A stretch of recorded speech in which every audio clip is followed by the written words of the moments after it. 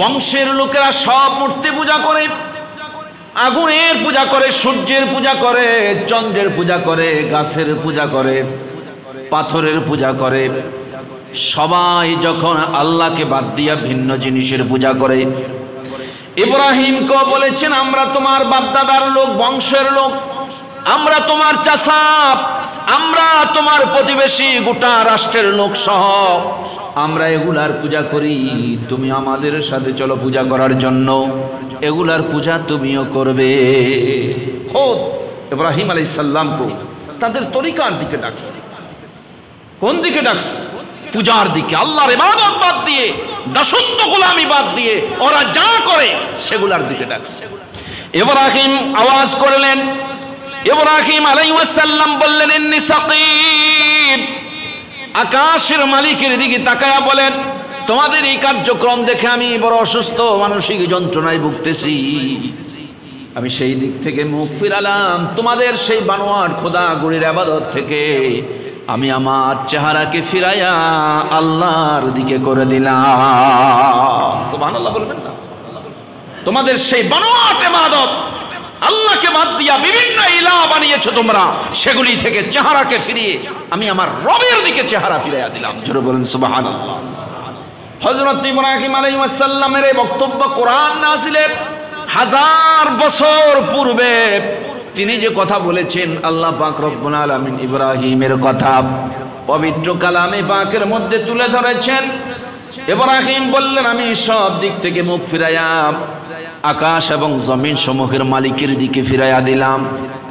ইব্রাহিম আলাইহিস সালামের সেই কথা আল্লাহ কোরআন শরীফের মধ্যে, কোরআনুল কারীমের মধ্যে তুলে ধরেছেন। ইন্নী ওয়াজ্জাহতু ওয়াজহিয়া লিল্লাযী ফাতারাস সামাওয়াতি ওয়াল আরদা হানিফাও ওয়া মা আনা মিনাল মুশরিকিন। ইন্নী ওয়াজ্জাহতু ওয়াজহিয়া লিল্লাযী ফাতারাস সামাওয়াতি ওয়াল আরদা হানিফা। হযরত ইব্রাহিম আলাইহিস সালাম বললেন আমি আমার চেহারাকে সব দিক থেকে ফিরাইয়া আসমান এবং জমিন সমূহের মালিকের দিকে ফিরাইয়া দিলাম। আসমান এবং জমিন সমূহের মালিক কে? জোরে বলুন তিনি কে? আমি মুশরিক নই যে সূর্যের পূজা করব, চন্দ্রের পূজা করব, গ্রহ নক্ষত্রের পূজা করব, আগুনের পূজা করব, গাছপালার পূজা করব, পাথরের পূজা করব। আমি মুশরিক নয়, আমি ইবাদত করব একমাত্র কার। ইব্রাহিমকে জিজ্ঞাসা করা হয়েছে লিমা বইস্তা, কেন এসেছেন? ইব্রাহিম উত্তর দিয়েছেন বইস্তু লিকাসরিল আসনাম, আমি এসেছি মানুষকে মূর্তি পূজা থেকে বের করে এনে আল্লাহর পূজার দিকে ধাবিত করার জন্য। আমি এসেছি মানুষ যে মূর্তি পূজা করে এগুলি ভাঙার জন্য আসছি, এগুলা টুকরা করার জন্য আসছি, এগুলি ধ্বংস করে দিয়ে রবকে চিনাবার জন্য ইব্রাহিম বলেন আমার আগমন। জোরে বলেন সুবহানাল্লাহ। আমাদের নবী সাল্লাল্লাহু আলাইহি সাল্লাম ইব্রাহিম আলাইহিস সালামের পুত্র ইসমাইলের ঐরস থেকে, সেই নসল থেকে এসেছে। ইব্রাহিম আলাইহিস সালাম হচ্ছেন জাতির আসল পিতা। নবীজি সাল্লাল্লাহু আলাইহি সাল্লাম বলছেন আনা দোয়াউনা আবিনা ইব্রাহিম, যদি আমার জন্মদাতা বাপ হলো আব্দুল্লাহ, কিন্তু আমার আসল পিতা হলো হযরত ইব্রাহিম আলাইহিস সালাতু ওয়াস সালাম। তিনি দোয়া করেছেন আর আল্লাহ আমাকে পাঠিয়েছেন। নবীজিকে জিজ্ঞাসা করা হয়েছে লিমা বইস্তা, কেন এসেছেন? বিশ্ব নবী বলছেন বইস্তু লিকাসরিল আসনাম, বাপ যে কাজ করতে এসেছে সন্তানও সে কাজ করতে এসেছে। ইব্রাহিমের যে কাজ আমি মুহাম্মদ রাসূলুল্লাহর সেই কাজ। বলেন সুবহানাল্লাহ। নবীজি সাল্লাল্লাহু আলাইহি সাল্লাম যখন ফতে মক্কার দিন মক্কায় আগমন করলেন 10,000 সৈন্যের বিশাল বাহিনী নিয়ে, হাতে লাঠি নিয়ে নিজে মূর্তি ভাঙছেন, মূর্তি নিজে মূর্তিগুলো ভেঙে দিয়েছেন। মুসলমান ভাইরা মূর্তি ভেঙে টুকরা টুকরা করে কাবাকে পুত পবিত্র করেছে, কাবাকে পুত পবিত্র করে তারপরে সেখানে সেজদা করেছেন, রবের উদ্দেশ্যে ইবাদত করেছেন। জোরে বলেন সুবহানাল্লাহ।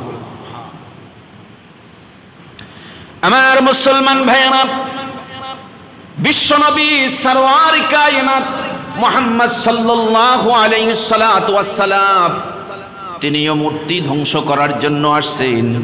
ইব্রাহিম আলাইহিস সালাম মূর্তি ভাঙার জন্য আসছেন। ইব্রাহিম মূর্তি ভেঙেছেন, আমার আপনার নবী মুহাম্মদ রাসূলুল্লাহ মূর্তি ভেঙেছে। এখন তো দেখা যায় আমাদের অনেকের ঘরে মূর্তি আছে, অনেকের ঘরে শোকেসে মূর্তি থাকে। পুতুল হিসাবে আমরা অনেকে সন্তানদেরকে কুকুর কিনে দেই, কৃত্রিম কুকুর কিনে দেই, ছবিওয়াল, অর্থাৎ যেটাকে মূর্তি, এটা মূর্তি হিসাবে ব্যবহার হয়, সেগুলি আমরা সন্তানের খেলনা হিসাবে কুকুর কিনে দেই, শৃগাল কিনে দেই, বিভিন্ন পুতুল কিনে সন্তানকে কান্না বন্ধ করাবার চেষ্টা করি। আমরা কি মনে করছি না যে এগুলা পুতুল, এই পুতুলগুলা মূর্তি নয়? এরা তো এগুলারই পূজা করত, এরা তো এগুলাকেই ভালোবাসতো, এরা তো এগুলাকে মহব্বত করত। আপনি আপনার সন্তানের হাতে তুলে দিবেন, হাতে তুলে দিবেন ফুল, সন্তানের হাতে তুলে দিবেন কায়দা, সন্তানের হাতে তুলে দিবেন ইসলামের যে কোনো বাণী, সন্তানের হাতে অন্য কিছু তুলে দিবেন, ছবি যুক্ত মূর্তি, কুকুরের ছবি, পুতুল বাজার থেকে কিনে কিনে সন্তানের হাতে আপনি তুলে দিচ্ছেন কেন? আমার ভাইয়েরা, কবি বলছেন, আল্লামা ইকবাল রহমতুল্লাহ আলাইহি বলেছেন, বত শকুন উঠ গাহে বাকি জো রহে বতগা রহে হাজরাহিন বেদর और পেসর আজরে। এমন একটা সময় অতিবাহিত হয়েছে যে আজর ছিল মূর্তি নির্মাতা, মূর্তি নির্মাণ করে তার কাজ ছিল মূর্তি বিক্রয় করা। এমনকি ইব্রাহিমের মাথায় তুলে দিয়েছে মূর্তি বিক্রি করার জন্য। সে আজর মূর্তি নির্মাণ করত, আর মূর্তি নির্মাতার ঘরে আল্লাহ পাক মূর্তি ধ্বংসকারী এমন এক নবী পাঠিয়েছেন যে ইব্রাহিম আলাইহিস সালাম মূর্তি নির্মাতার সন্তান হওয়ার পরেও বাবার মূর্তিগুলা ভেঙ্গে জাতিকে বুঝিয়ে দিয়েছেন, সম্প্রদায়কে বুঝিয়ে দিয়েছেন, বিশ্বকে বুঝিয়ে দিয়েছেন, এক আল্লাহমুখী হও, আল্লাহর ইবাদত করো, দাসত্ব করো, গোলামি করো, এগুলার পূজা ছেড়ে দাও, এগুলার পূজা ছেড়ে দাও, আসো এক আল্লাহর ইবাদতের দিকে ধাবিত হও। কি বলেন, ঠিক না বেঠিক? কিন্তু আমরা দেখা যায় ইব্রাহিমের সন্তান দাবি করি। আমরা তো ইব্রাহিমের সন্তান। কার সন্তান বলেন? মিল্লাতে আবিকুম ইব্রাহিম হুয়া সাম্মাকুমুল মুসলিমিন। তিনি আমাদের পিতা, আদর্শের পিতা, তিনার অনুসরণ আমাদেরকে করতে হবে। সে ইব্রাহিম আলাইহিস সালাম মূর্তি ভেঙেছেন, মূর্তি ধ্বংস করেছেন, আর আমরা মূর্তি বানাচ্ছি, মূর্তিগুলা ঘরে রাখছি, অথচ আমরা এগুলাকে মূর্তি মনে করছি না। এটাকে আমরা খেলার ছলে সন্তানের জন্য দিয়ে দিচ্ছি।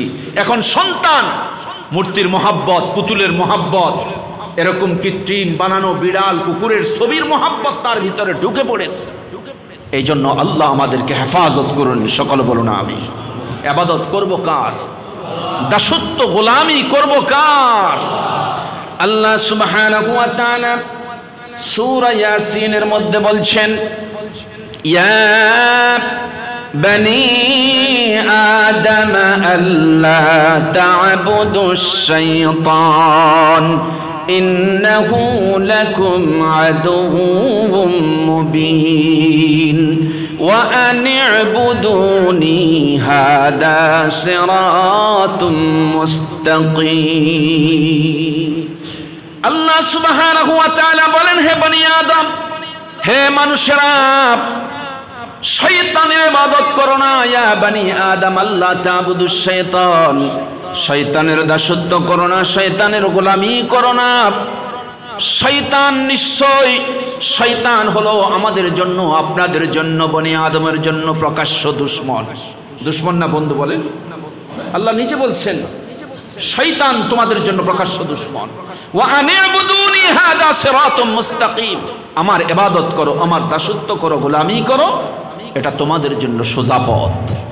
তাহলে ইবাদত, দাসত্ব, গোলামি, এই যে দেখা যায় কতগুলা মুসল্লি আজকের মাহফিলে মনে করে আসছেন, এই মুসল্লি সবগুলাকে ইবাদত করার জন্য ফজরের নামাজে সবাইকে পাওয়া যাবে না, যোহরের নামাজে সবাইকে পাওয়া যাবে না, আসরের নামাজে সবাইকে পাওয়া যাবে না, মাগরিবের নামাজে সবাইকে পাওয়া যাবে না, এশারের নামাজে সবাইকে পাওয়া যাবে না।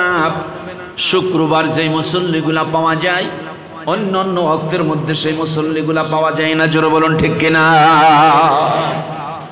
আমরা অনেক সময় ফিলিস্তিনের জন্য কাঁদি, ইসরায়েলের বিরুদ্ধে আমরা যুদ্ধ করি, আফগানের জন্য কাঁদি, আমেরিকার বিরুদ্ধে লড়াই করে তারপরে আফগানের মুসলমানকে সাহায্য করব, ইসরায়েলের বিরুদ্ধে যুদ্ধ করে তারপরে ফিলিস্তিনের মুসলমানদেরকে আমরা সাহায্য করব, তারপরে এইভাবে করে বার্মার মুসলমানদের পক্ষে, বার্মার কাফেরদের বিরুদ্ধে আমরা লড়াই করব, যুদ্ধ করব, জিহাদ করব, এরকম একটা স্পিরিট আমাদের ভিতরে আসে।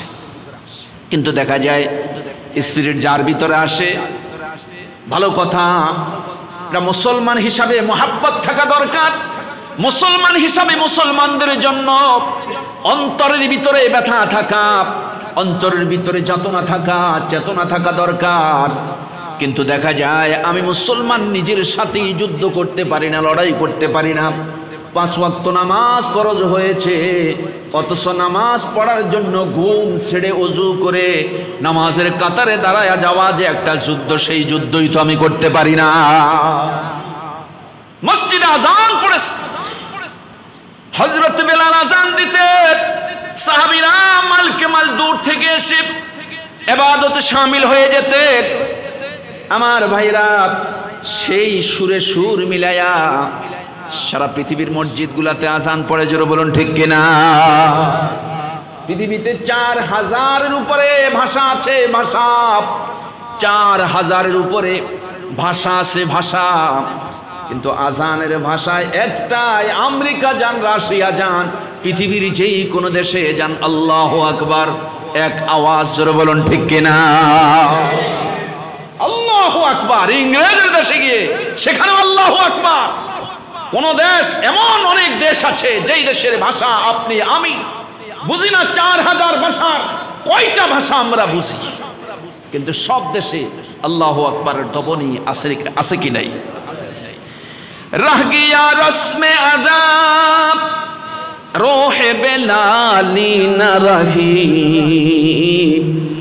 রহ গিয়া রসমে আযাব रोहे बेलाली न रही, फलसफा रह गया तलकीन गजाली न रही।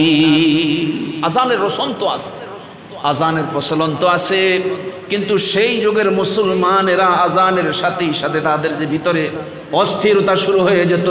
মসজিদে যাওয়ার জন্য ফজরের নামাজ পড়লে জোহর পর্যন্ত টেনশন থাকতো, কখন মসজিদে যাব।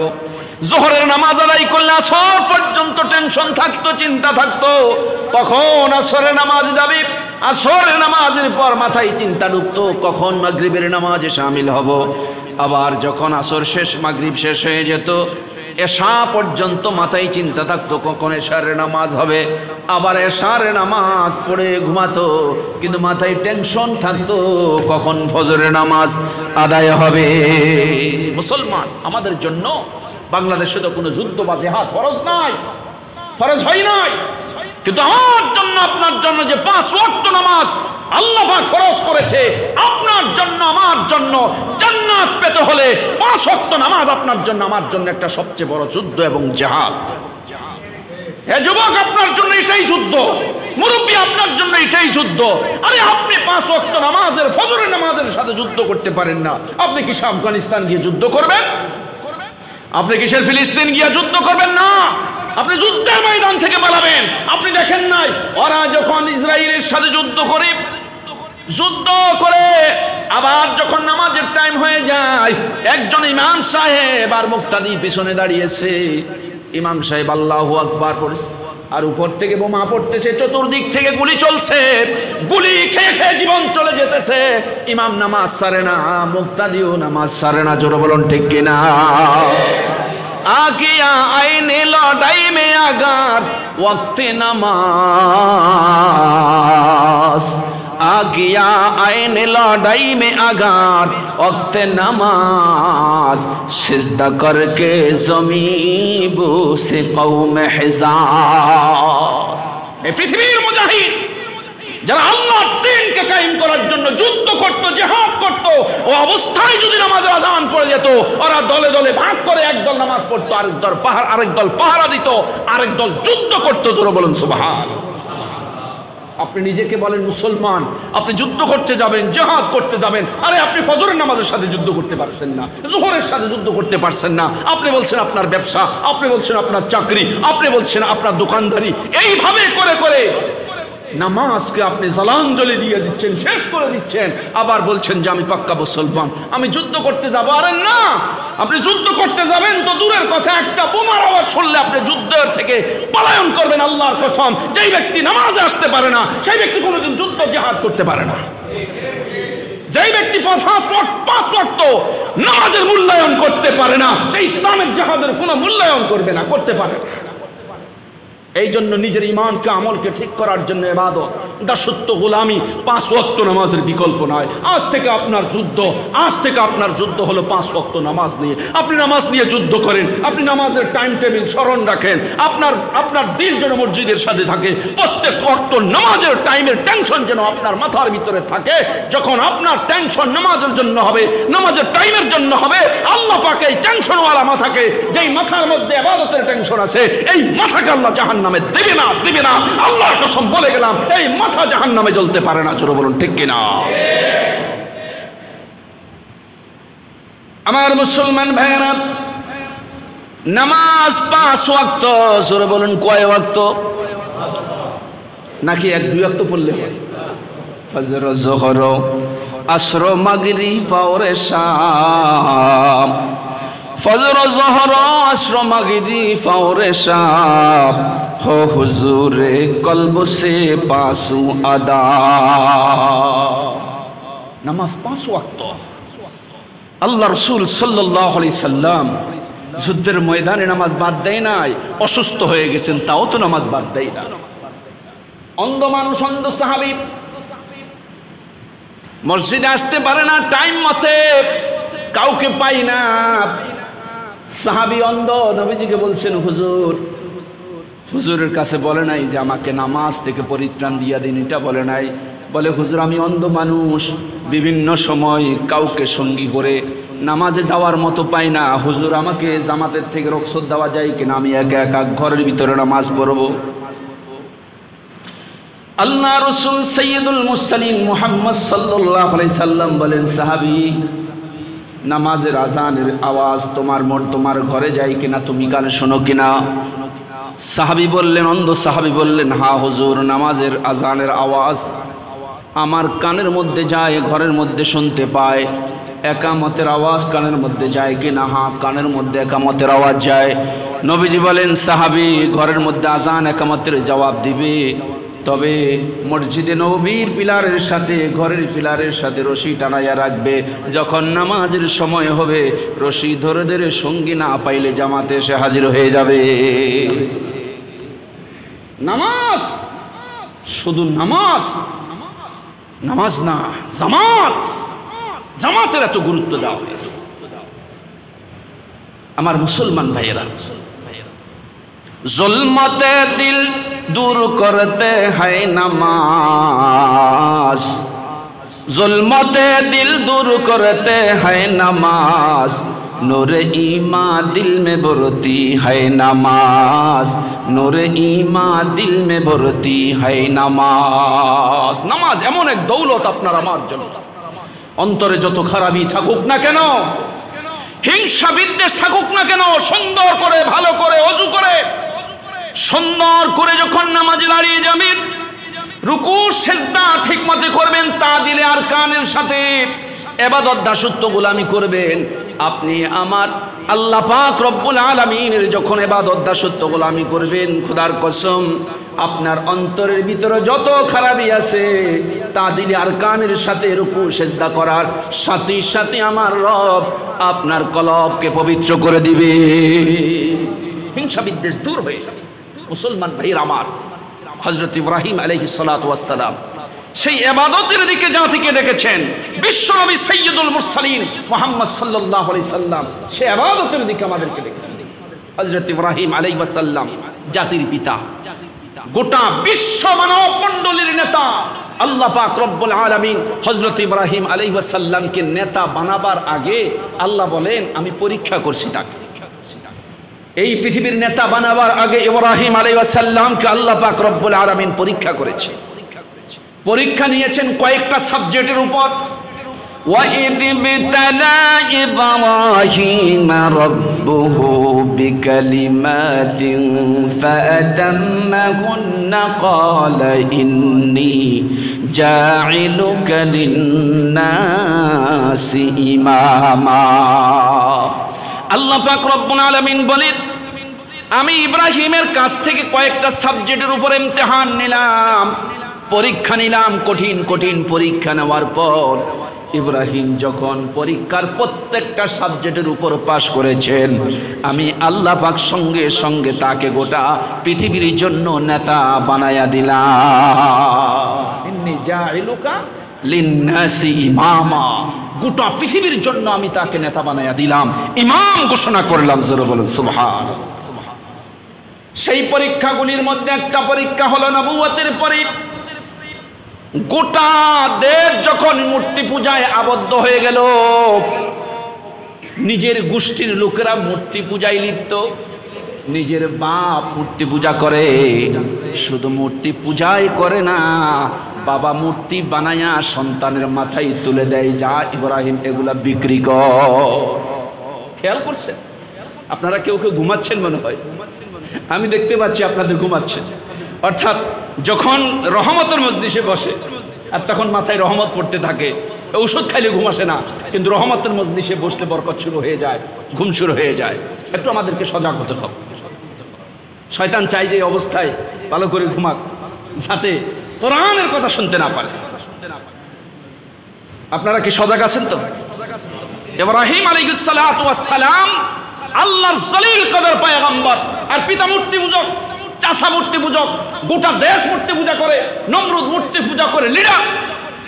একজন পয়গম্বর যাকে আল্লাহ পাক একা তাওহীদের দাওয়াতের জন্য পাঠিয়েছে। এখন বাবা কি করে? মূর্তি নির্মাণ করে, মূর্তি নির্মাণ করে সন্তানের মাথায় তুলে দেয়, যাও এগুলা বিক্রি করে আসো, টাকা নিয়ে আসবা, এগুলা বিক্রি করে এগুলা দিয়ে বাজার করতে হবে। সন্তানকে বলে, বুঝেন না আমাদের দেশে তরকারির ব্যবসা করেন আপনারা, বিভিন্ন ব্যবসা বাণিজ্য করেন, সেই ব্যবসা বাণিজ্যে সন্তান হেল্প করে। ইব্রাহিমের পিতা ইব্রাহিম আলাইহিস সালাতু ওয়াস সালামকে তেমন মনে করেছিলেন যে ইব্রাহিম যাও, আমি মূর্তি বানিয়েছি, এগুলা বাজারে বিক্রি করে আসো। আল্লাহ পাক কোনো দামিশ মানুষকে নবী বানাই না, পৃথিবীতে সবচাইতে বিচক্ষণ চালাক মানুষকে আল্লাহ পাক নবুয়ত দান করেন। জোরে বলেন সুবহানাল্লাহ। যিনি সবচাইতে হিকমত জানেন, যিনি সবচাইতে বিচক্ষণ, সবচাইতে জ্ঞানী, তিনি আল্লাহর পক্ষ থেকে নবুয়ত লাভ করেন। জোরে বলেন সুবহানাল্লাহ।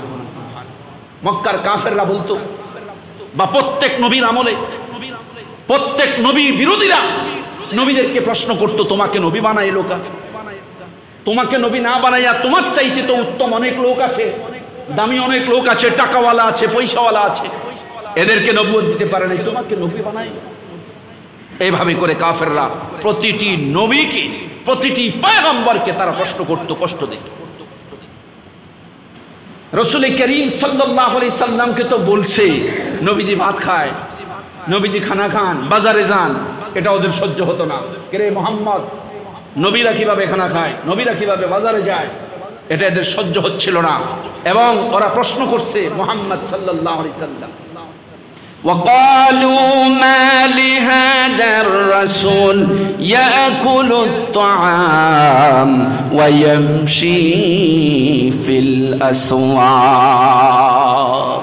নবীরা কিভাবে খানা খায়, নবীরা কিভাবে বাজার, তুমি কেমন নবী? ইয়াকুলু তুআম, তুমি খানা খাও, ওয়া ইয়ামশি ফিল আসওয়াক, তুমি বাজারে যাও, আবার নবুয়ত দাবি করো। নবীরা এমন হতে পারে না, নবীরা এমনটা করতে পারে না।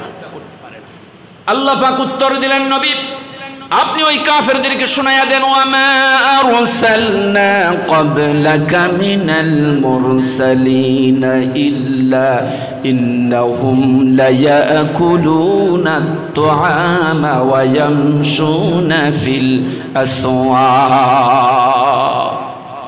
আপনি ওই কাফেরদেরকে বলুন আমি নতুন নবী নয়, আমার আগে অসংখ্য নবী এই পৃথিবী অতিবাহিত হয়েছে, আমার আগে যত নবী অতিবাহিত হয়েছে সমস্ত নবীগণ খানা খেয়েছেন, বাজারে গিয়েছেন, আমিও খানা খাই, আমিও বাজারে যাই।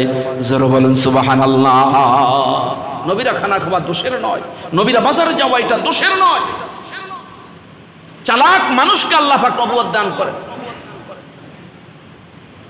মিন আমরিহি আলা মান ইয়াশাউ মিন ইবাদিহি লিয়ুনযিরা ইয়াউমাত তালাক।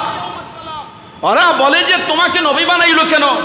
তুমি গরীব মানুষ, তোমার মা নাই, তোমার বাবা নাই।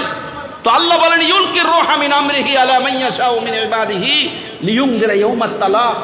বান্দাদের মধ্য থেকে যে ব্যক্তি বিচক্ষণ চালাক, আমি আল্লাহর পছন্দনীয় বান্দা, আমি তাকে বাছাই করে তাকে নবুয়ত দেই। নবুয়ত কোনো কাফের মুশরিকের খেয়াল খুশি মতে দেই না। আল্লাহ বলেন নবুয়ত দেই আমার খেয়াল খুশি মতে। জোরে বলেন সুবহানাল্লাহ। মুসলমান ভাইরা আমার, হযরত ইব্রাহিম আলাইহিস সালাম বিচক্ষণ পয়গম্বর। যখন তিনাকে বলা হলো যাও মূর্তিগুলি বিক্রি করে আসো, মাথায় তুলে দিয়েছেন। মূর্তিগুলি যখন মাথায় তুলে দিয়েছেন, মাথার উপরে উঠায় বলছেন এগুলা বাজারে নিবে, বিক্রয় করে তারপরে টাকা নিয়ে আসবে, এগুলা দিয়ে আমাদের অন্যান্য বাজার করতে হবে। একদিকে আল্লাহর হুকুম বিরোধী, আরেকদিকে হলো বাবার ওয়ার্ডার। এখন এটাকে একদিকে বাবার হুকুম মানা হলো, আরেকদিকে আল্লাহর হুকুমকে কিভাবে মান্য করবে? বিচক্ষণ পয়গম্বর মাথায় করে মূর্তিগুলি নিয়ে বাজারে গেল।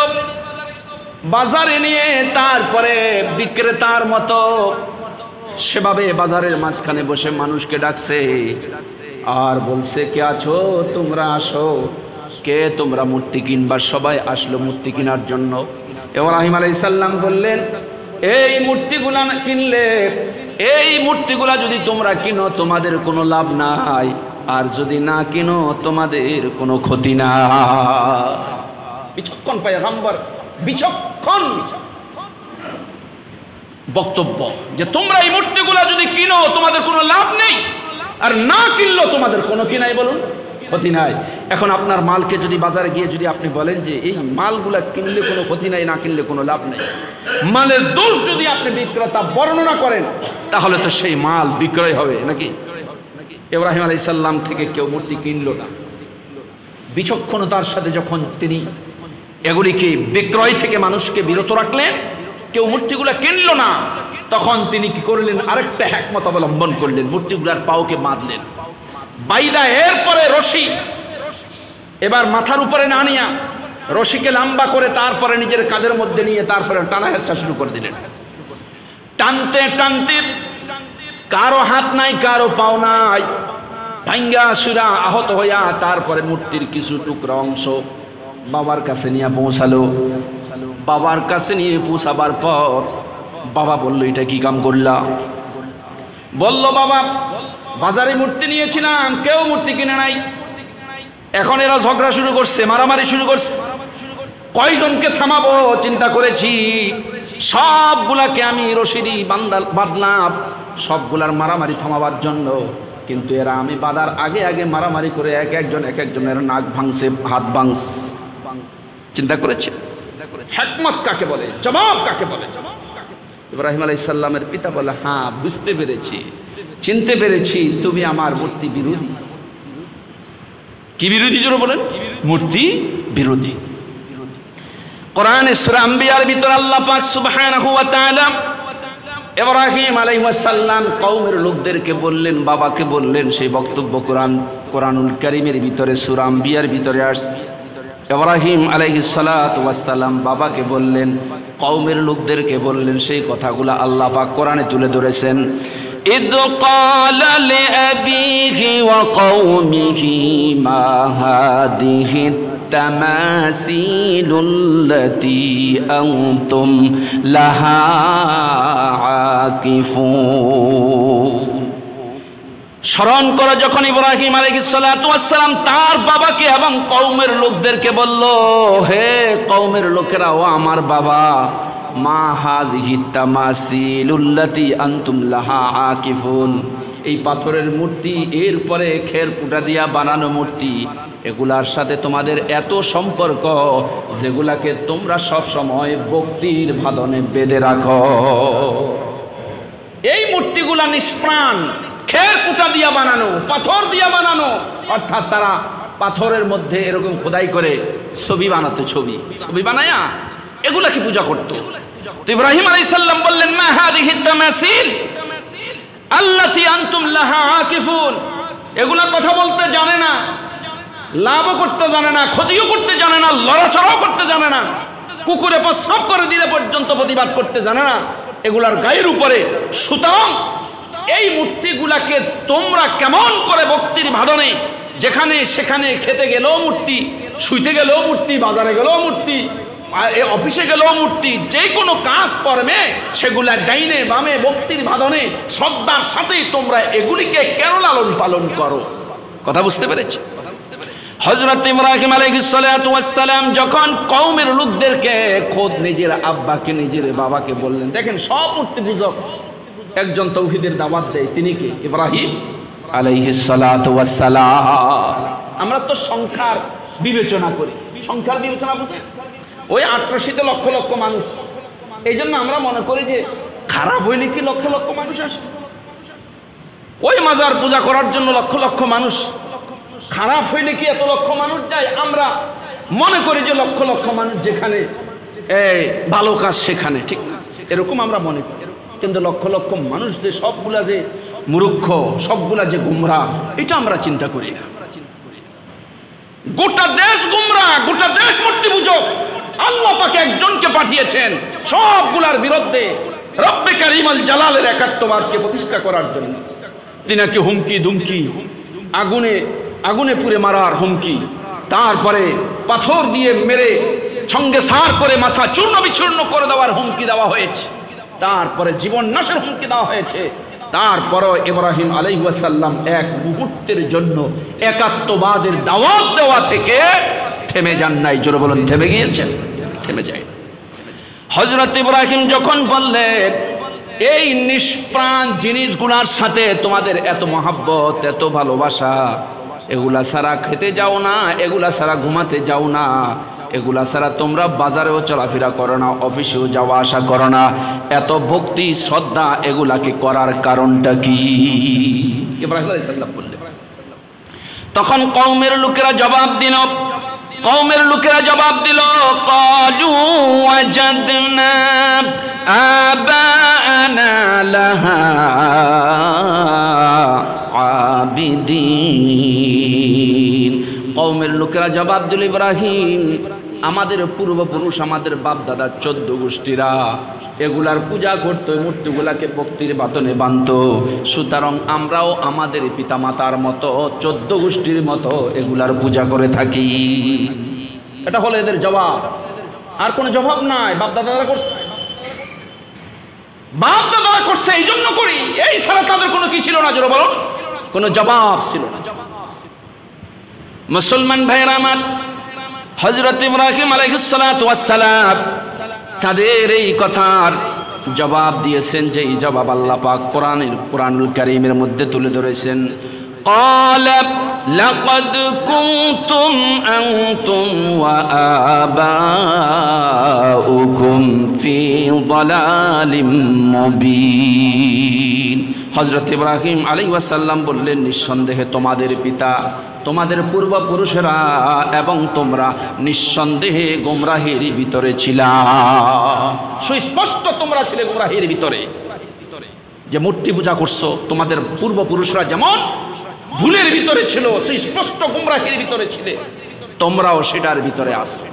তোমরাও কি আছো? সেটার ভিতরে আছো। তারপরে যখন ইব্রাহিম আলাইহিস সালাম তাদেরকে স্পষ্টভাবে যখন বললেন যে তোমরা গুমরাহির ভিতরে আছো, তারাও গুমরাহির ভিতরে ছিল, তখন কওমের লোকেরা, বড় বড় শক্তিশালীরা জিদ করে তারপরে চোখ লাল করে ইব্রাহিম আলাইহিস সালামকে বলছেন, ক্বালু আজিতনা বিল হক আম আনতা মিনাল লাইবিন।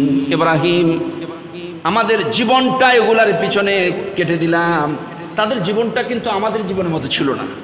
আমরা তো অল্প কয়েক বছর বাঁচি, 60 বছর, 70 বছর, 80 বছর, আর এরা একজন বাঁচত 100 বছর, 150 বছর, 200 বছর, 300 বছর। আরে আরো পূর্বের যুগে যদি যান তাহলে তো দেখবেন যে এমন একটা যুগ ছিল যে এই যুগের মানুষগুলোর হায়াত ছিল 2000 বছর, 2500 বছর। আরে 400 বছর পর্যন্ত দুধ পান করতো, দুধ পান, শিশু। কথা বুঝতে পেরেছে? আল্লাহ তো আমাদেরকে হায়াত কম দিয়েছে, বনি ইসরাইলের হায়াত অনেক লম্বা ছিল, 1000 বছর, 1500 বছর তারা বাঁচত। এখন এরা বলছেন যে গোটা জীবন এই বাপদাদার ধর্মের পূজা পিছনে কেটে দিলাম, জীবন কেটে দিলাম, আর এখন তুমি বলছো আমরা ভুল পথে ছিলাম, গুমরাহির পথে ছিলাম। ক্বালু আজিতানা বিল হক, ইব্রাহিম তুমি কি সত্য বলছো? এই ব্যাপারে তুমি কি আসলে হক কথা বলছো? আম আনতা মিনাল লাইবিন, না তুমি আমাদের সাথে কৌতুক করছো, টিটকারি করে বলছো, নাকি তুমি আমাদের সাথে রং তামাশা করছো? আম আনতা মিনাল লাইবিন মানে খেলার ছলে অনেক সময় মাথা ঝুলাইয়া অনেক সময় আমরা অনেক কথার কথা বলে থাকি, কৌতুক করে থাকি। হ্যাঁ, ইব্রাহিম আলাইহিস সালামকে বলল কি আসলেই সত্য কথা বলছো, নাকি খেলার ছলে কৌতুকের মতো করে আমাদেরকে বুঝাবার চেষ্টা করছো? হযরত ইব্রাহিম আলাইহিস সালাতু ওয়াস সালাম জবাব দিলেন, قال بل ربكم رب السماوات والأرض الذي فطرهن وأنا على ذلكم من الشاهدين। হযরত ইব্রাহিম আলাইহিস সালাতু ওয়াস সালাম বলেন, এই আসমান, এই জমিন, গোটা পৃথিবী আল্লাহ সুবহানাহু ওয়া তাআলা সৃষ্টি করেছেন। তোমাদেরকে আল্লাহ সৃষ্টি করেছেন, যিনি আসমান এবং জমিন সমূহ সৃষ্টি করেছেন, আর তোমরা যেগুলির ইবাদত করো সেগুলিকে আল্লাহ সৃষ্টি করেছেন। এই ব্যাপারে আমি ইব্রাহিম হলাম সাক্ষী। আল্লাহ সবকিছুর স্রষ্টা, তোমার স্রষ্টা, আমার স্রষ্টা। সুতরাং তোমরা আল্লাহমুখী হও, রবমুখী হও, আল্লাহর একাত্মবাদের দিকে ধাবিত হও।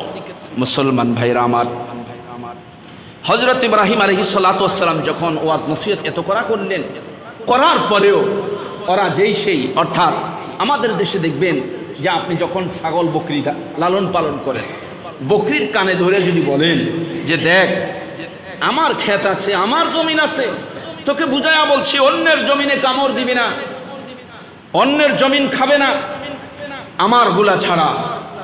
বকরি কি এরকম আপনার ওয়াজ নসিহত শুনবে? জীবনেও শুনবে না, বরঞ্চ কান লাড়া দিয়া বলবে তুমি যতক্ষণ বলছো এতক্ষণ শুনেছি, কিন্তু কোনটা তোমার জমিন কোনটা পরের জমিন এটা আমি চিনি না। অর্থাৎ প্রাণী জগৎ ওই লোকগুলা ছিল চতুষ্পদ জন্তুর মতো, খেলা নাম বালহুমাদল, আরো নিকৃষ্ট ছিল। একজন পয়গম্বর তাদেরকে রুবুবিয়তে ইলাহির সব কিছু বুঝালেন, বুঝাবার পরেও এরা না বুঝা, বরঞ্চ বুঝিও না বুঝার ভান ধরে বলছে দেখো আমাদের একটা বাৎসরিক পূজা আছে, বাৎসরিক উপাসনা আছে, আমরা এখন এই অঞ্চলের সব মানুষ উপাসনায় চলে যাব, আমাদের সন্তানেরা, তারপরে আমাদের বিবিরা, বাচ্চারা ঘর বাড়ি রেখে সবাই শহরের উপকণ্ঠে যাবে, সেখানে গিয়ে প্রতি বছর আমরা পূজা পার্বণ করি। এখন আমাদের আগামীকালকে সেই পূজা পার্বণ আছে, আমরা সবাই সেখানে চলে যাব। ইব্রাহিম আলাইহিস সালামকে বললেন তুমিও চলো আমাদের সাথে। তিনি বললেন যে ইন্নী সাকিম, আমি অসুস্থ, তোমাদের এইসব ওয়াজ নসিহত করার পরও যেহেতু তোমরা আমাকে সেই দিকে ডাকছো, তবে মনে রেখো হযরত ইব্রাহিম বলছেন ওয়াতাল্লাহি লাআকিদান্না আসনামাকুম বা'দা আন তুওয়াল্লু মুদবিরিন। ইব্রাহিম আলাইহিস সালাম বললেন এত নসিহত করলাম, ওয়াজ নসিহত করার পরেও তোমরা যেহেতু মূর্তি পূজা থেকে ফিরছো না, বরঞ্চ তোমরা আমাকেই সেই দিকে ডাকছো। তোমরা যখন যাবে এই গ্রাম অঞ্চলে তোমাদের যে বড় বড় উপাসনালয় আছে, এরা দেখা যায় 300 মূর্তি বানিয়েছে, 300 মূর্তির মাঝখানে একটা সর্দার বানিয়েছে বিরাট করে, এটা হচ্ছে মূর্তি, বড় মূর্তি আর ছোট ছোট মূর্তি আছে, এরকম সবগুলা এরকম গ্রামে বড় বড় এরকম ভাবে উপাসনালয় বানিয়েছে। ইব্রাহিম আলাইহিস সালাম বললেন যখন তোমরা এলাকা টাউন ঘর বাড়ি ছেড়ে যখন তোমরা টাউনে চলে যাবে উপাসনালয় করার জন্য, ওয়াতাল্লাহ, আল্লাহর কসম, তোমরা দেখবে লাকিদান্না আসনামাকুম বা'দা আন তুওয়াল্লু মুদবিরিন, আমার ওয়াজ নসিহত শোনার পর যখন তোমরা চলে যাবে, অবশ্যই অবশ্যই তোমাদের এই উপাসনালয়ের ভিতরে যে মূর্তিগুলো আছে এগুলার ব্যাপারে আমি একটা কৌশল করব, আমি একটা ষড়যন্ত্র করব। ইব্রাহিম আলাইহিস সালাম তাদেরকে এই কথা বলে হুঁশিয়ার করে দিলেন, যেহেতু মাঠ খালি, সব চলে যাবে, কেউ দেখবে না। স্পষ্ট করে বলে দিলেন যে তোমাদের খোদাগুলো আছে না, এই উপাসনালয় যখন তোমরা ছেড়ে ওখানে চলে যাবে, আর এখানে যে উপাসনালয় আছে, মূর্তি আছে, হ্যাঁ, আসনামগুলি আছে, অবশ্যই এদের ব্যাপারে আমি একটা কৌশল করব, যাও তোমরা।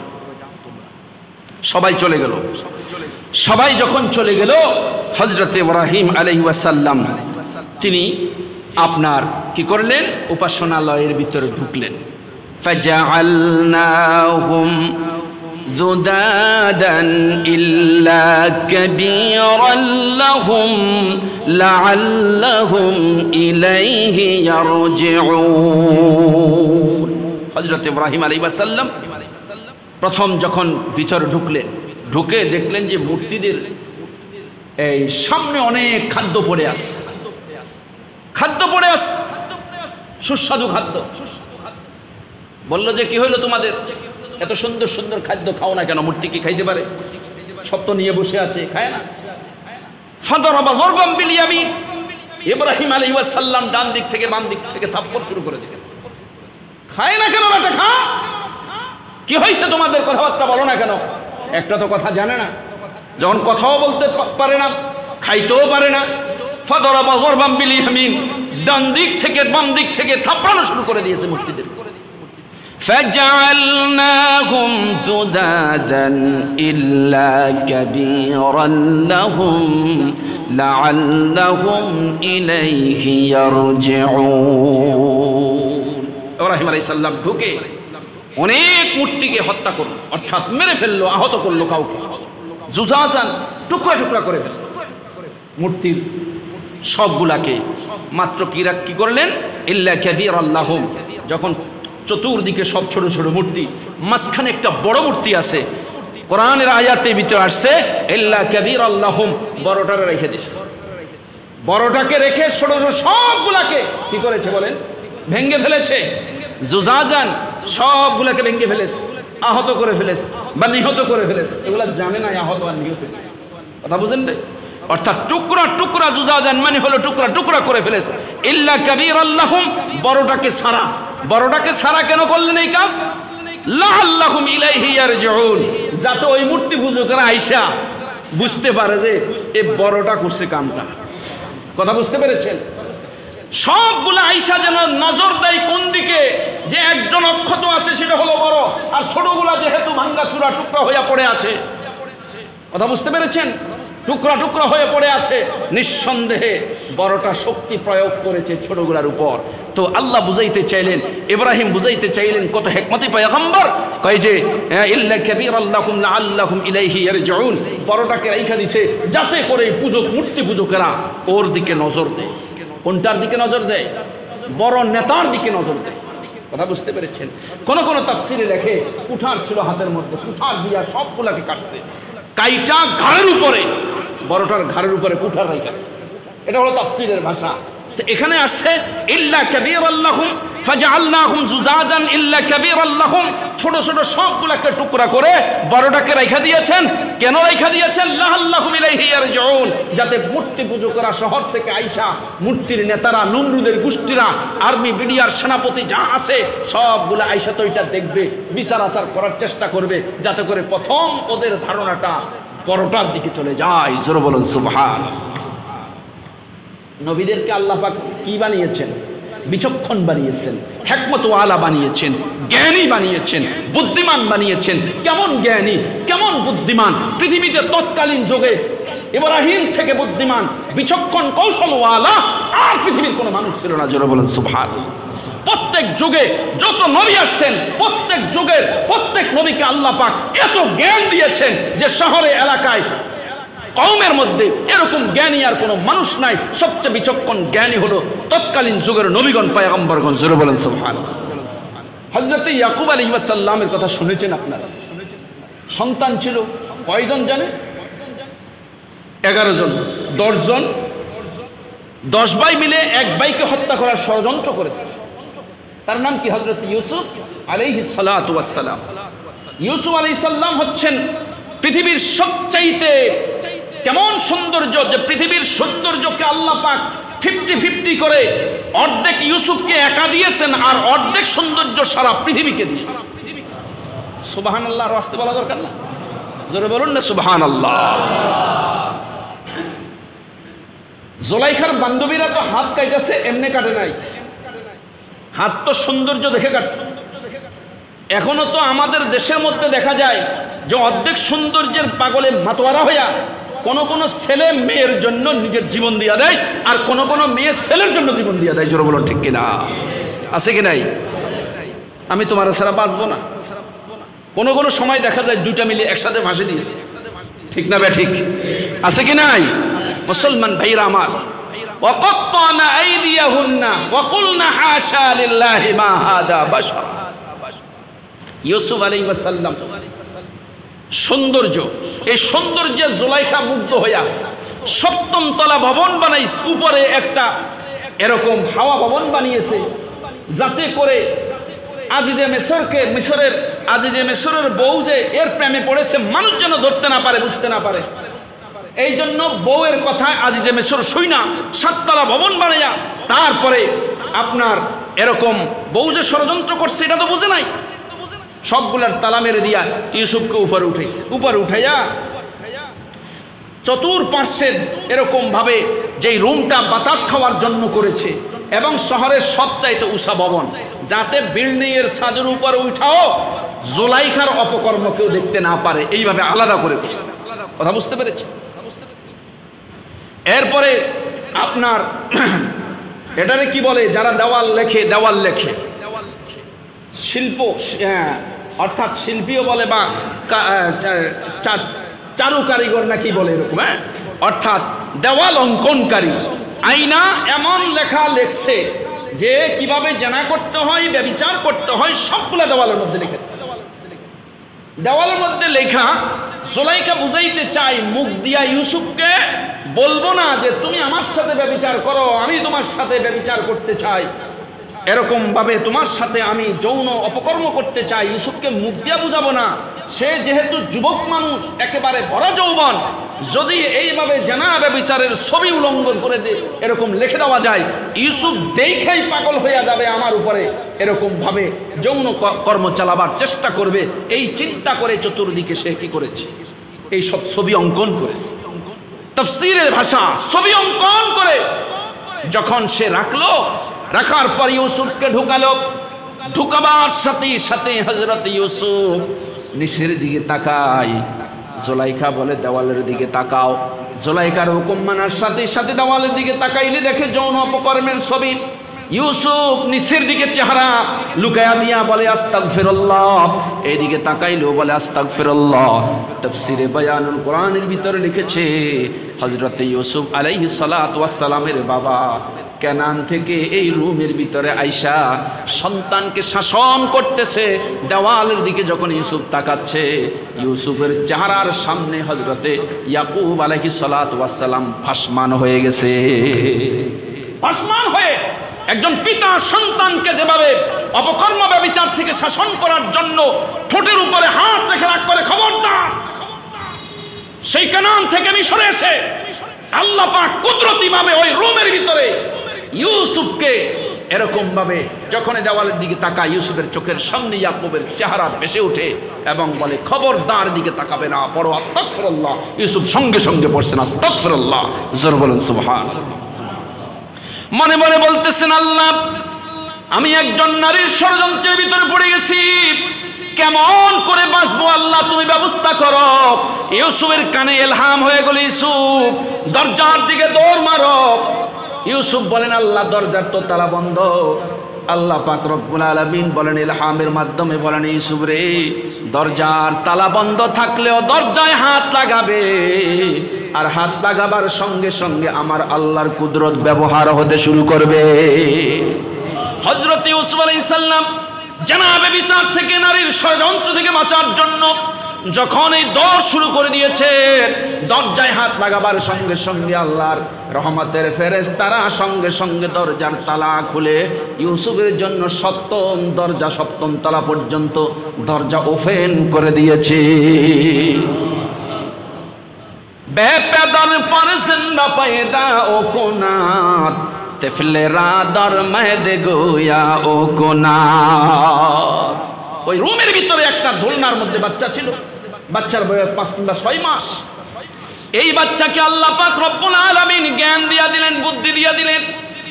6 মাসের বাচ্চা তো বুদ্ধির কথা বলতে পারে না, জবানও ফুটতে পারে না, কিন্তু পয়গম্বরের পবিত্র চরিত্রকে মানুষের মধ্যে প্রকাশ করার জন্য এই ছোট্ট বাচ্চাকে আল্লাহ পাক জবান দিয়া দিলেন। সঙ্গে সঙ্গে এই ছোট্ট বাচ্চা আজিজে মিসর জুলাইখার স্বামীর কাছে গিয়া বলে দিল, যদি ইউসুফ দোষী হয় তাহলে জুলাইখার সাথে যদি ইউসুফ ব্যভিচার করার জন্য যদি উদ্যত হয়, তাহলে ইউসুফের সামনের কাপড় ছিঁড়া থাকবে, আর যদি জুলাইখা দোষী হয় তাহলে ইউসুফের পিছনের কাপড় ছিঁড়া থাকবে। সঙ্গে সঙ্গে আজিজে মিসর তালাশ করে দেখলেন ইউসুফের পিছনের কাপড় ছিঁড়া, সামনের কাপড় ছিঁড়া নয়। আজিজে মিসর আর বুঝতে দেরি হইল না, বলল, জুলাইখা আমি বুঝতে পেরেছি, ওয়াস্তাগফিরি লিযামবিক, নিঃসন্দেহে তুমি ইস্তেগফার করো, ইউসুফের কোনো দোষ আমি দেখতেছি না, সব অপরাধ তোমার।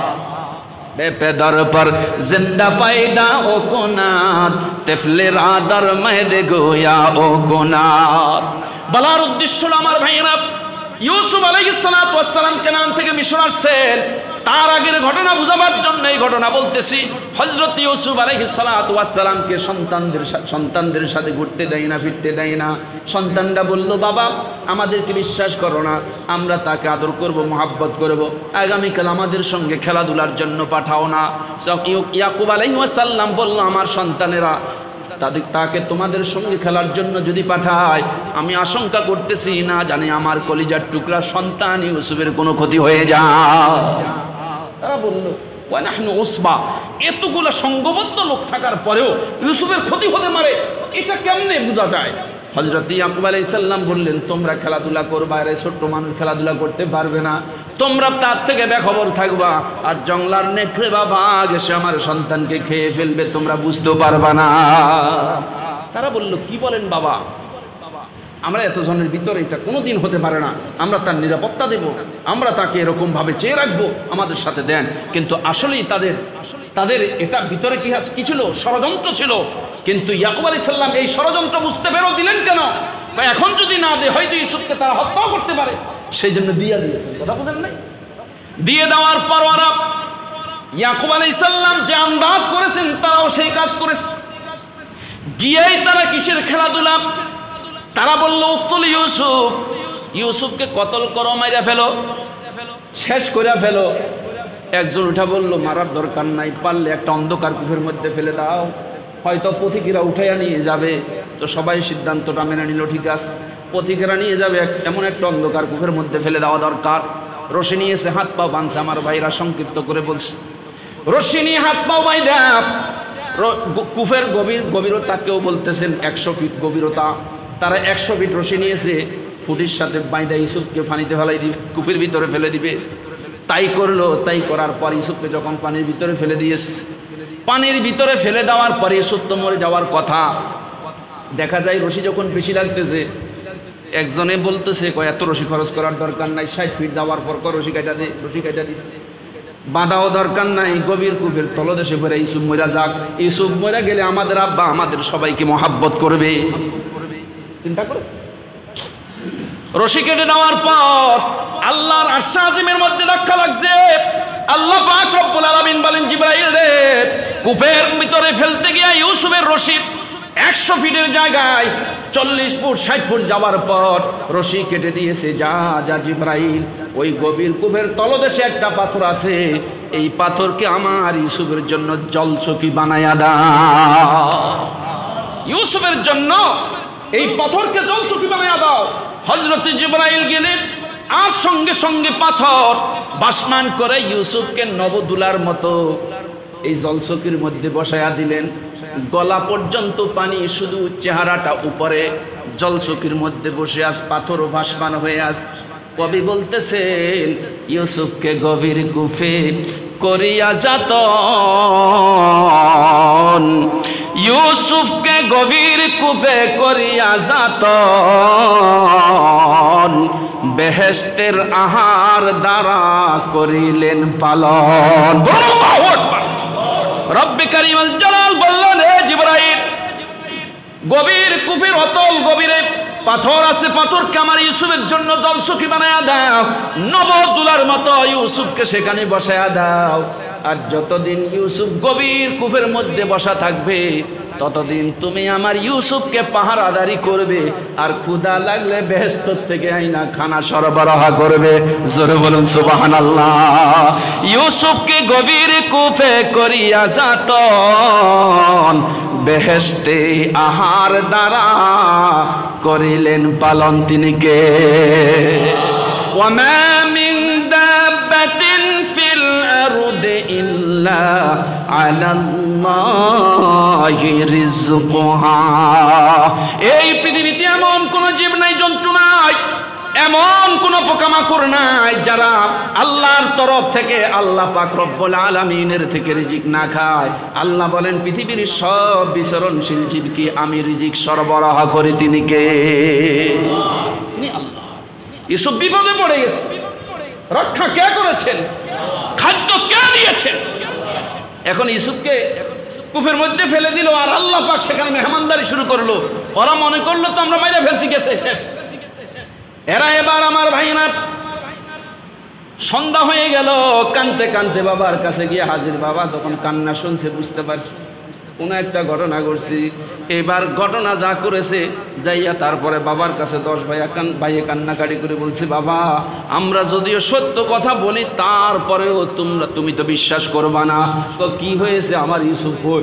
বাবা ইউসুফের কথা শুধু শোনো, আমরা সবাই আমাদের জামা কাপড় ইউসুফকে দিয়া মাটির এক কোণার মধ্যে বসাই দিয়া দিলাম। তারপরে আমরা খেলার মধ্যে লিপ্ত ছিলাম।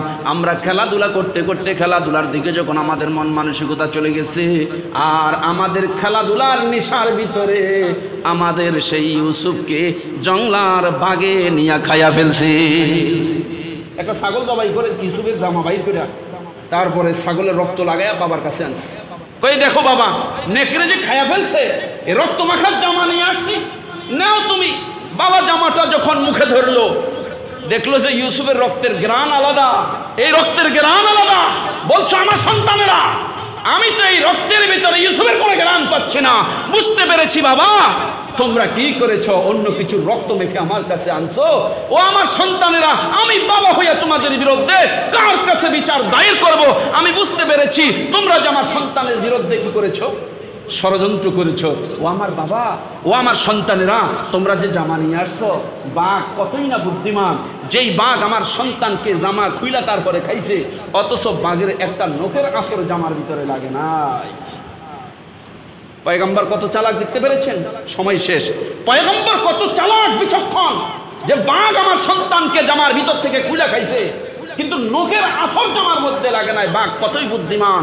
তখন বাপ বলল, ফাসাদুরুন জামিলুন ওয়াল্লাহুল মুস্তাআনু আলা মা তাসিফুন। ও আমার সন্তানেরা, বাপ হইয়া এই পৃথিবীর কোনো মেম্বার চেয়ারম্যানের কাছে সন্তানদের বিরুদ্ধে আমার বিচার দেওয়ার জায়গা নাই। আমার একমাত্র বিচার দেওয়ার জায়গা আল্লাহর কাছে। আমি ধৈর্য ধারণ করলাম, সবরে জামিল ইখতিয়ার করলাম। অবশ্যই আমার রব আমার ইউসুফের পরিচয় একদিন করে দিবেন। জোরে বলুন সুবহানাল্লাহ। প্রিয় হাজিরিন, অনেক কথা এখানে রয়ে গেছে, তাফসীরের মূলের দিকে রয়ে গেছে। ইনশাআল্লাহ তাআলা মাঝে মাঝে তো আসি, ইনশাআল্লাহ তাআলা বলতে পারবো। এবং ইনশাআল্লাহ তাআলা এরপরে এশারের নামাজের পরে ইনশাআল্লাহ তাআলা আল্লামা মুফতি মাহমুদুল হাসান সাহেব ইনশাআল্লাহ তাআলা হুজুর ইনশাআল্লাহ তাআলা বয়ান করবেন। আল্লাহ পাক সুবহানাহু ওয়া তাআলা আমাদের আমল করার তৌফিক দান করুন। আসসালামু আলাইকুম। সময় অনেক জনকে পরিবারতন্ত্র বলে। পরিবারতন্ত্র মানে অর্থাৎ পরিবার দিয়েই একটা এরকমভাবে সমাজ চলে, রাষ্ট্র চলে, ওই চলে, সেই চলে, এরকম কিছু কথা আমরা বলে থাকি। আসলে যদি পুরা পরিবারের লোকগুলা যদি ভালো হয়, আল্লাহ ভক্ত হয়, আল্লাহ ওয়ালা হয়, তাহলে এই পরিবারকে আল্লাহর দ্বীনের জন্য ব্যবহার করতে কোনো অসুবিধা নেই। আল্লাহ পাক নিজে ব্যবহার করেছে। করিমুন করিমুন ফাহুয়া করিম। ইব্রাহিমের পরিবার এত ভালো যে ইব্রাহিম যেমন ভালো ছিলেন তার পরিবারও তেমন ভালো ছিলেন, তার সন্তানেরাও তেমন ভালো ছিলেন। ইব্রাহিম আলাইহিস সালাম যেমন ছিলেন আল্লাহ পাক তেমন একজন স্ত্রী দিয়েছেন, দুইজন স্ত্রী দিয়েছেন, হযরতে সারা, হযরতে হাজেরা। আবার হযরতে হাজেরার ঘরে যে সন্তান দিয়েছেন হযরত ইসমাইল, কেমন ধৈর্যশীল ছিলেন, কেমন ত্যাগ তাদের ভিতরে ছিল। ইব্রাহিম আলাইহিস সালাম কেমন ত্যাগ করেছেন, ইসমাইল কেমন ত্যাগ করেছেন, হাজেরা কেমন ত্যাগ করেছেন। সামনে কোরবানি আসতেছে, হজের মৌসুম, হজের কার্যক্রম চলছে। হজের জন্য হাজিরা প্রায় চলে গিয়েছে, আর কয়েকটা ফ্লাইট মাত্র বাকি আছে। আর যখন আপনি হজের সেই ওয়াজিব ফরজগুলাকে আপনি যখন দেখবেন, আমল করবেন, দেখবেন যে কাজগুলা তো ইসমাইলের কাজ, কাজ তো ইব্রাহিমের কাজ, এই কাজগুলা তো হযরতে হাজেরার কাজ। ওনারা যেগুলা করেছেন আল্লাহ পাক সেই কাজগুলা আমার আপনার জন্য হজের ওয়াজিব করে দিয়েছেন, ফরজ করে দিয়েছেন। জোরে বলেন সুবহানাল্লাহ। হাজেরা দৌড়াদৌড়ি করেছেন সন্তানকে পানি পান করবার জন্য, আল্লাহ পাক এটা আমার আপনার জন্য হজের অংশ করে দিয়েছেন, ওয়াজিব করে দিয়েছেন। বলুন সুবহানাল্লাহ। হজের অংশ করে দিয়েছেন শয়তানকে পাথর মারা, এটাকে আমার আপনার জন্য হজের অংশ করে দিয়েছেন, ওয়াজিব করে দিয়েছেন। না আদায় করলে হজ হবে না। এইভাবে আল্লাহু আকবার, সন্তানকে জবাইয়ের মাধ্যমে আত্মত্যাগ বুঝিয়ে দিয়েছেন যে কোরবানির একটা সিলসিলা আল্লাহ সুবহানাহু ওয়া তাআলা ইসমাইলের মাধ্যমে জারি করে দিয়েছেন, সেটাকে হজের অংশ করে দিয়েছেন। জোরে বলেন সুবহানাল্লাহ। তাহলে মৌসুম যেহেতু ইব্রাহিম আলাইহিস সালামের আত্মত্যাগের মৌসুম, পরিবারের আলোচনার মৌসুম, কোরআন সে কথাগুলি বারবার আলোচনা করেছেন। জোরে বলেন সুবহানাল্লাহ।